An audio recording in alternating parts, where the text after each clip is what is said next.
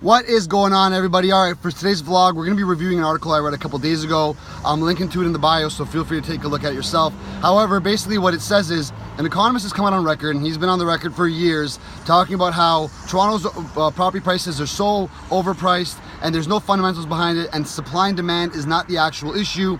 And he compares us, Toronto and Durham region, to what's going on in Saskatoon. And Saskatoon's got a way higher population growth, and their property prices aren't going up as high as ours is, so it's not comparable. I think that's absolutely ridiculous that he's using that as an argument. We can't really compare Saskatoon to Toronto.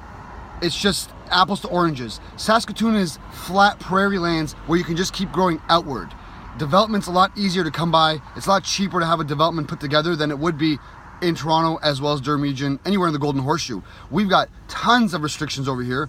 We've pretty much met our boundaries of growth. So putting together deals, getting development land together, putting together a land assembly deal, and that's kind of getting together 6 different sellers and trying to get them to all agree on prices. And like, there's so much stuff to deal with on the other end of it.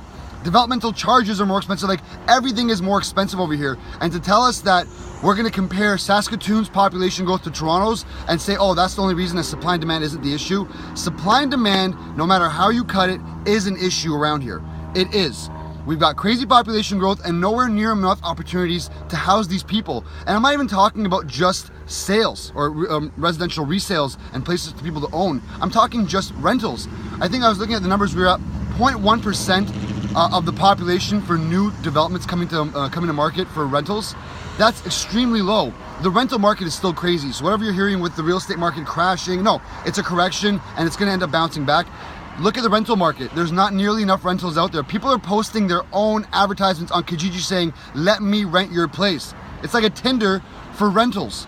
All right, guys? So don't let this fool you. The supply is a humongous issue and there's nothing that's being done to meet it, especially when the fact is our government is getting involved, telling people how much money they're allowed to make on something that is so expensive to get involved in. It's completely mind-boggling that this is an actual discussion, that we're not acknowledging that supply is the biggest issue at hand.